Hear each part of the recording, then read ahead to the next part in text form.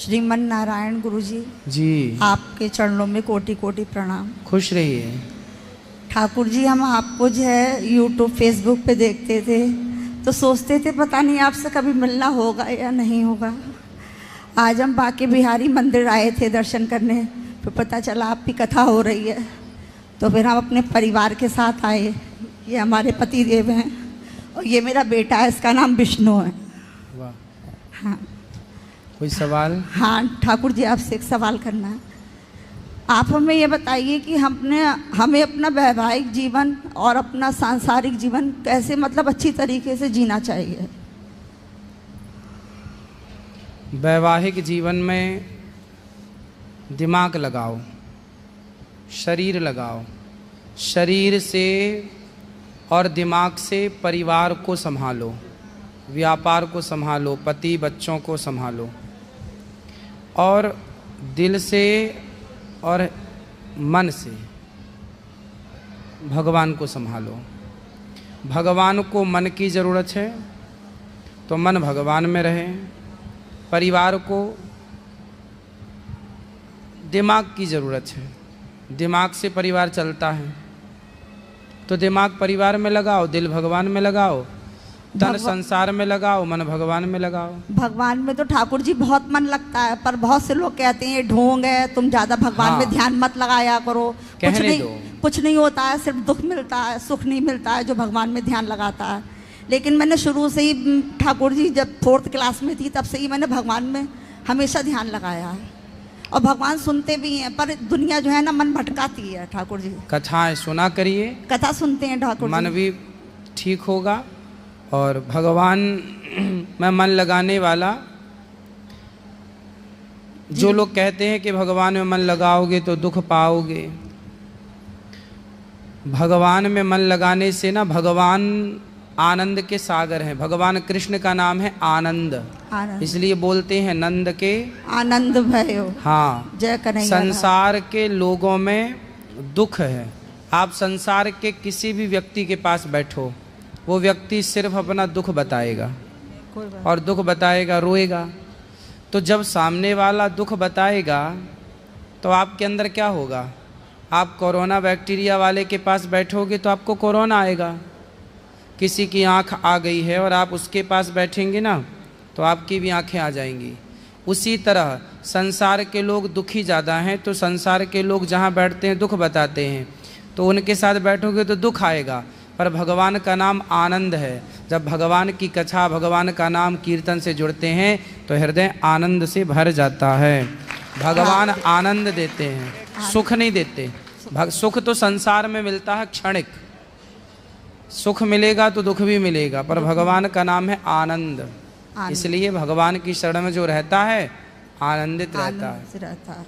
सांसारिक मोह माया वो लोग समझते नहीं है, वो अज्ञानी हैं जो ये कहते हैं कि भगवान की भक्ति में दुख मिलता है। वो ठाकुर जी आज के समय में समझ लीजिए, वो ऐसे हैं जैसे सुअर को नाले में रहने की आदत हो गई है। तो अब नाले में रहने वाले सुअर को बताओ कि भाई गंगा जी जाओ, बढ़िया शुद्ध जल है, मस्त, वहाँ जाओ, और सुअर को आप गंगा जी में पहुँचाओगे ना तो वो गंगा जी में उसे अच्छे नहीं लगेगा, क्योंकि आदत हो गई है नाले में रहने की। ऐसे संसार के लोगों से ज़्यादा बातें ना किया करो।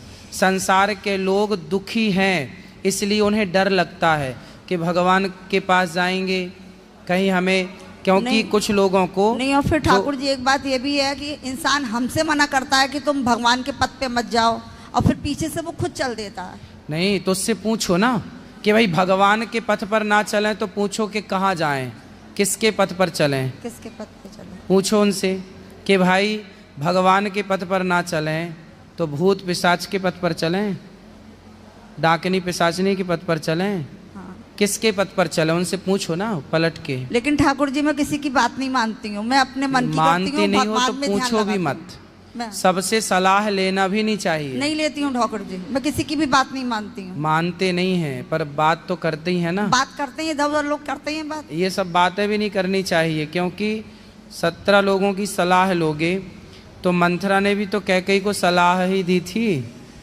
और कैकेयी ने उसकी सलाह मान ली। तो पता नहीं कब बुद्धि भ्रष्ट हो जाए और कब दूसरे की सलाह, गलत सलाह हम लोग मान लें, इसलिए सलाह भी सबसे नहीं। ठाकुर जी एक बात और पूछनी थी, ये बहुत जल्दी मायूस हो जाते हैं, इन्हें भी कुछ बताइए आप। मेरा वैसे भगवान के चरणों में मेरा शुरू से ही मन था गुरु जी, शुरू से ही, मतलब मैं 15 साल की उम्र से ही मतलब सेवा ही सेवा कर रहा हूँ। ठीक है। और मेरी बहुत ही लगन है पूजा पाठ में। इनको तेज करो थोड़ा सा बेटा, इनको तेज करो पीछे वालों को। बस आपका आशीर्वाद चाहिए गुरु जी मुझे, और ठीक है, आशीर्वाद है। कथाएं सुना करो, हाँ, मनोबल बढ़ेगा। कथाएं सुनते रहते। ठीक है, ठीक है। यहाँ ले आओ, ये दादाजी बात करेंगे। ठीक है, बात कराओ उनसे, फिर इनसे। राधे राधे महाराज जी। महाराज जी के चरणों में कोटि कोटि नमन। खुश रहिए महाराज जी। मेरे को ना आपसे यहाँ पे कथा से जुड़ते हुए 3 साल हो गए आज। 3 सालों में बस मेरा मन यही होता है कि अगर मैं इस भारत इंडिया में इतनी चीज़ें हैं, हम जयपुर से हैं, हनुमानगढ़ में हमारा मतलब रहना है, ससुराल है, पर मेरा मन यही है कि अगर मैं कभी भी कहीं भी जाऊँ तो बस यहीं वृंदावन आ रहा हूँ, कहीं नहीं। ऐसी कृपा मेरे सर पे। बिल्कुल। और महाराज जी पिछले साल हमने आपको भैया बनाया था, राखी बांधी थी, हमको आज भी बांधनी है। हम आपके लिए कुछ खाने के लिए लेके आए हैं, वो भी देने हैं। जरूर। अभी आ जाए हम? हाँ, अभी बैठी, प्रश्नोत्तरी के बाद अंदर मिलेंगे। ठीक है महाराज जी। राधे राधे जी। ठीक है बेटा, इसकी ज़रूरत नहीं है। ठीक बेटा, इसकी हो गया। राधे राधे गुरु जी। कोई बात नहीं। हाँ, राधे।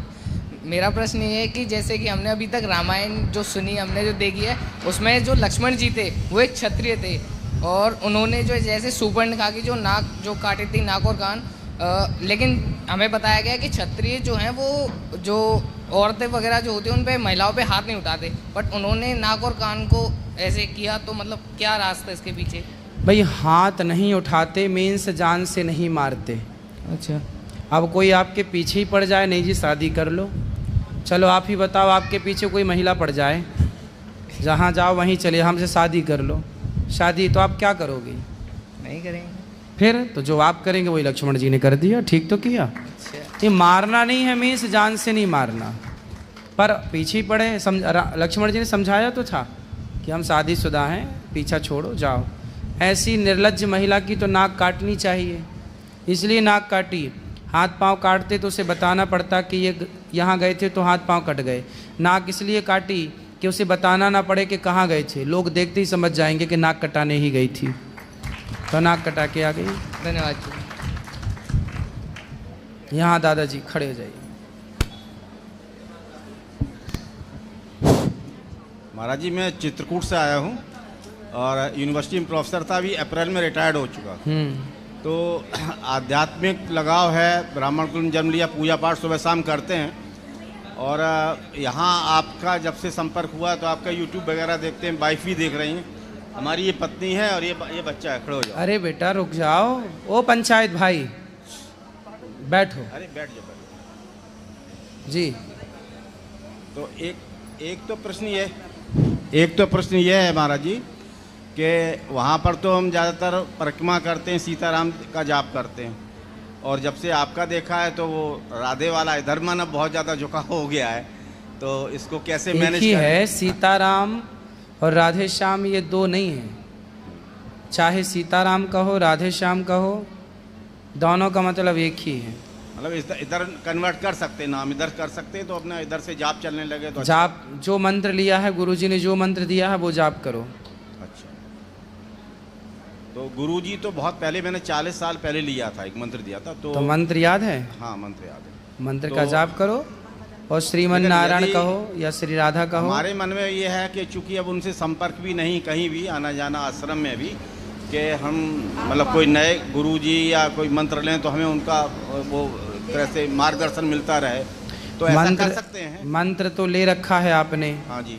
तो मंत्र का जाप करते रहिए, पर जहाँ आपको ज्ञान मिल रहा है वहाँ शिक्षा गुरु मान सकते हैं। अच्छा। दीक्षा गुरु तो है ही, हाँ शिक्षा गुरु मानते रहो। अच्छा, कर सकते हैं। और ये पत्नी है, इनकी तबीयत काफ़ी ख़राब रहती है, ये भी काफ़ी आध्यात्मिक शक्ति हैं, लेकिन ये बहुत पवित्रता और साफ़ सफाई बहुत करती है। जब तक रहेंगी, क्योंकि टॉयलेट में इनको IBS की केस से ज़्यादा रहना पड़ता, तो उस समय तक इनकी पूजा नहीं होती, बहुत दुखी रहती हैं। तो इसके लिए पूजा कोई बात नहीं, कहीं भी रहो शरीर से, मन भगवान से जुड़ा रहे, यही पूजा है। पूजा मतलब आरती उतारना, माला जपना ही नहीं है। कोई पूजा नहीं कर पाती महाराज जी, शारीरिक नहीं कर पाती, वैसे आपका नाम जप तो पूरा मानसिक करते रहिए, मानसिक पूजा ही ठीक है जी। ये भी पूजा पाठ करते, लेकिन मोबाइल में बहुत ज़्यादा आप समझ। अब आप जो महाराज जी राधे राधे। महाराज जी एक प्रश्न है, और वो इसलिए है कि मैं बचपन से बहुत पूजा पाठ, चूँकि माता जी पिताजी हमेशा रहे पूजा पाठ में, तो बड़ा मेरा सौभाग्य है कि मुझे इतना पूजा पाठ करने का अवसर मिला। मैं हमेशा से भगवान से जुड़ा, मेरा रुझान बचपन से महादेव महाराज की तरफ रहा है, और अब आपके आशीर्वाद से, राधा रानी की कृपा से, अब मैं राधा नाम का आश्रय ले रखा हूँ और मैं उसका जाप करता हूँ। अभी तक मैंने गुरु दीक्षा नहीं ली है। तो महाराज जी मेरा एक प्रश्न है कि जैसे मैं माला धारण करता हूँ, तो अभी तक रुद्राक्ष ही करे था, तो आप जैसे कहते हैं कि तुलसी की माला धारण करनी चाहिए, और जाप में जैसे आपने बताया था कि आपका मैंने सुना था कि जो शंकर जी के जितने भी मंत्र हैं वो रुद्राक्षी माला से जाप करने चाहिए, और अगर विष्णु जी का है तो वो तुलसी या कंठिक माला से करने चाहिए। तो इस बारे में थोड़ा मार्गदर्शन करिए महाराज। भगवान शिव से जुड़ा हुआ रुद्राक्ष से, भगवान नारायण राम कृष्ण से जुड़ा हुआ तुलसी की माला से ही जाप होता है। तो महाराज जी गले में कौन सी धारण करें? गले में माला आप तुलसी भी धारण कर सकते हैं, रुद्राक्ष भी धारण कर सकते हैं। दोनों महाराज जी धारण कर सकते हैं? दोनों भी कर सकते हैं। ठीक है, धन्यवाद। मोबाइल के बारे में पढ़ाई लिखाई पूरी हो गई? नहीं महाराज जी, अभी तैयारी चल रही है, बीटेक कर रहा हूँ अभी। पढ़ाई करिए, खूब खूब सारा काम कीजिए, पैसा कमाइए और समाज की सेवा कीजिए। आप ही बस आशीर्वाद बनाए रखिए महाराज जी। राधे राधे गुरु जी, आपके चरणों में कोटि कोटि प्रणाम। मैं राजस्थान बीकानेर से। गुरु जी मेरा ये सवाल है कि मैं घर में पूजा करती हूँ और यहाँ भी आई तो मैं जब भी ठाकुर जी या राधा रानी किसी को भी देखती हूँ तो मेरी आंखें भर आती है। लेकिन मैं भी 3 साल से यहाँ वृंदावन आ रही हूँ और ठाकुर जी के मंदिर बाके बिहारी जी के पास में लो बाके बिहारी जी के मंदिर में जाती हूँ तो वहाँ मेरे आंखों में आंसू नहीं आते, लेकिन घर पे या यहाँ आने के बाद आते हैं। ऐसा क्यों? कोई बात नहीं, ये वृंदावन पूरा का पूरा बिहारी जी का ही है, भगवान का ही है। तो यहाँ धाम में आपके आंसू आ रहे हैं, घर में आंसू आ रहे हैं, कोई बात नहीं, आ रहे हैं, अच्छी बात है। कई बार होता है भगवान के सामने आंसू नहीं आते, आगे पीछे आते हैं, ठीक है, अच्छा है। भगवान की याद में आंसू आने चाहिए, भगवान का स्मरण होना चाहिए, सो हो रहा है, ये अच्छी है बात। और गुरु जी जैसे पूजा पाठ तो बहुत करती हूँ लेकिन कभी कभी मन भटक जाता है, वो ना भटके इसके लिए क्या करना चाहिए? नहीं, मन भटकने दो, कोई दिक्कत नहीं, मन भटकने दो। मन भटकता रहे फिर भी मन भगवान में ही लगा रहे। गुरु जी ये मेरा बेटा है और गुरु जी ये पढ़ता बिल्कुल नहीं है और पूजा पाठ के लिए भी इसे बोलती हूँ तो ये करता तो है लेकिन मन से नहीं करता। करना बेटा, पूजा क्यों नहीं करते? पढ़ाई भी करना है, पहले पढ़ाई है आपकी, फिर पूजा पाठ है। पढ़ाई में तो इसका बिल्कुल भी मन नहीं लगता। थोड़ा सा पढ़ाई करना है, सवेरे जल ही चढ़ा लिया करो सूर्य भगवान को। ठीक है। और ये मेरे पति देव हैं तो इनको भी अपना थोड़ा आशीर्वाद प्रदान करें। खुश रहिए। राधे राधे। राधे राधे।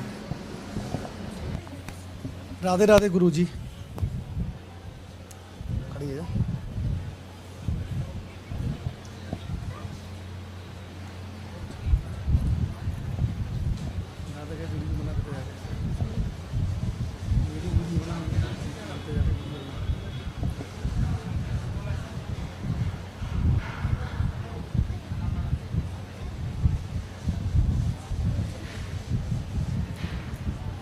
राधे राधे गुरु जी।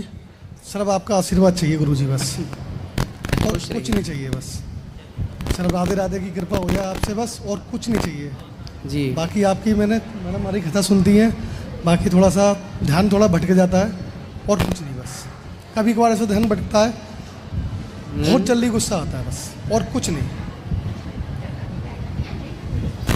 कथा सुनते रहिए, धीरे धीरे कंट्रोल होगा, सब ठीक होगा। कथाओं से जुड़े रहिएगा, मन की चंचलता मिटेगी। मन चंचल है, हाँ बस और कुछ नहीं। कथा सुनने से ही ठीक होगा, बस खाली और कुछ नहीं गुरु जी। बस आपका आशीर्वाद के लिए, बस आपके बच्चे, बस मेरे थोड़ा आपके आशीर्वाद, बस और कुछ नहीं। खुश रहिए, खुश रहिए। बैठे बैठे बात कर। मुझे बस मुक्ति दे दो और मुझे कुछ नहीं चाहिए बस। ठीक है मैया, खुश रहो। लो किसको कर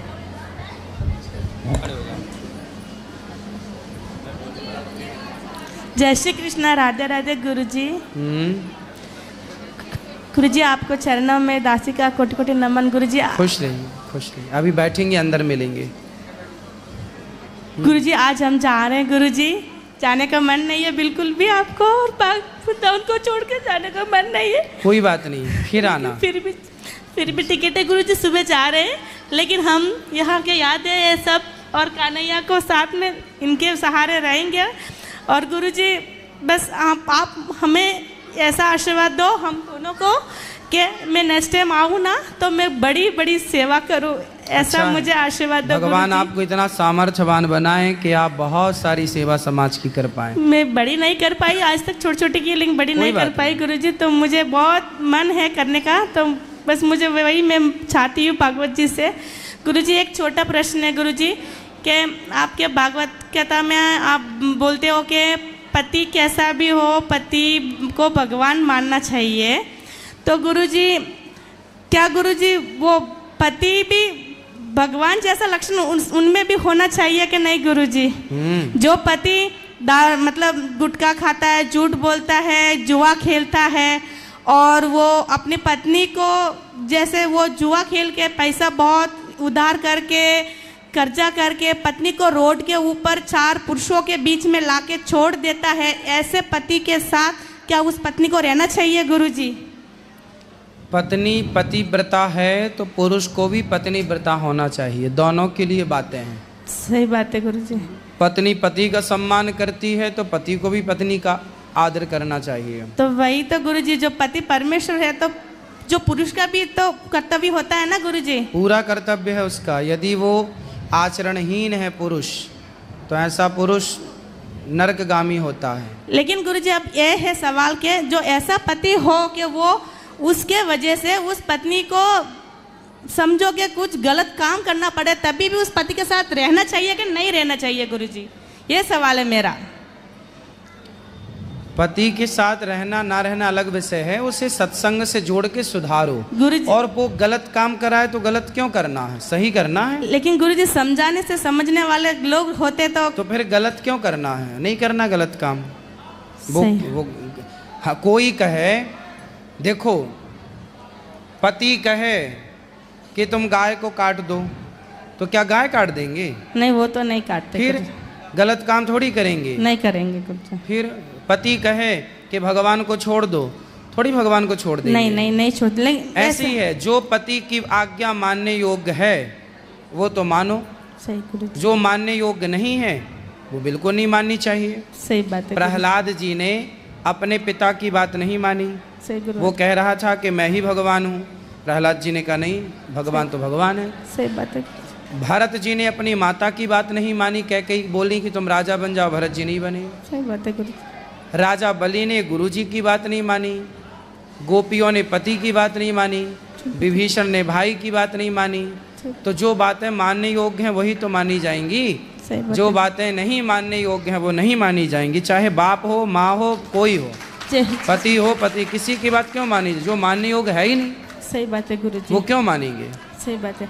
और गुरुजी एक छोटा प्रश्न, जो आपसे जो दीक्षा ली है तब से जो 11 माला का नियम है गुरुजी, वो हम घर पे करते, लेकिन जब बाहर जाते तो नहीं होता गुरुजी, तो कोई दोष नहीं लगेगा? मन से अंदर चलता रहे श्रीमन नारायण श्रीमन, तो कभी दोष तो नहीं होगा ना गुरुजी? कोई दोष नहीं, अंदर चलता रहे। ये तो प्रेम है, भगवान से डरो मत कि जी कोई दोष होगा, कोई पाप, कोई भगवान हमारे हैं, परिवार के सदस्य हैं, ऐसा मानो भगवान को। गुरुजी। गुरुजी एक और प्रश्न गुरुजी, जो हम लहसुन प्याज घर में नहीं खाते, भगवान को भोग नहीं खिलाते, लेकिन गुरुजी अभी मंदिरों में जो प्रसाद बांटते हैं ना गुरुजी, तो वह गुरुजी गलत मत समझो, लेकिन ब्राह्मण ही उनके घर में लहसुन प्याज का भोजन बना के भगवान को भोग लगाते हैं गुरुजी। ऐसा कुछ लोग लगाते हैं। ठीक है, हम महाराष्ट्र में है ना, तो वहाँ के जो मंदिर में जो ज़्यादातर जो प्रसादी बांटते, अब राम जी के मंदिर तो हम जाते हैं, कृष्ण जी को मंदिर में तब हम जहाँ रहते हैं वहाँ जाते तो जाना होता है गुरुजी, तो वहाँ प्रसाद हम देते, तो वो प्रसाद हम लेते गुरुजी, उसमें हमारा कोई दोष तो नहीं लगेगा? नहीं, दोष नहीं है। कुछ लोग खाते होंगे, बिल्कुल खाते होंगे, लेकिन वो उसमें लहसुन प्याज होता है गुरुजी। कुछ लोग खाते होंगे, लगाते होंगे, भगवान जाने।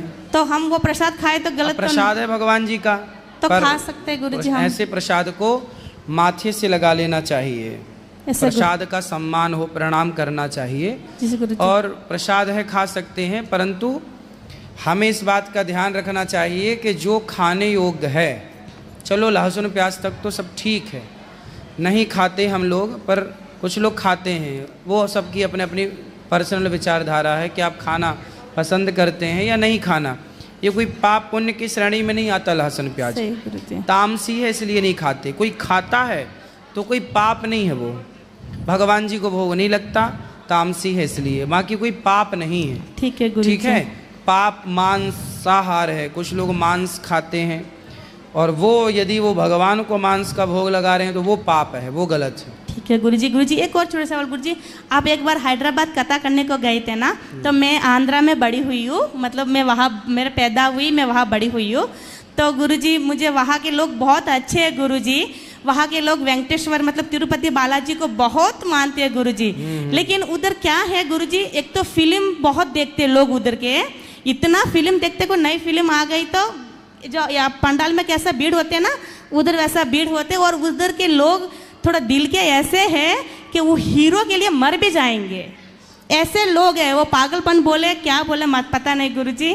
तो वो लोग हैं ना नॉनवेज बहुत खाते हैं गुरुजी। आपको कभी भी आंध्र प्रदेश में कथा करने का मौका मिले तो आप जरूर जाइए गुरुजी, उधर के लोगों को बहुत सुधारना है गुरुजी। वहाँ नॉनवेज बहुत खाते हैं और दारू भी बहुत पीते गुरुजी। ठीक है गुरुजी, हमको बस आशीर्वाद दो गुरुजी, हम जल्दी से फिर से आए और आपके सेवा में सम्मिलित हो जाए गुरुजी। जय श्री कृष्णा, राधे राधे गुरुजी।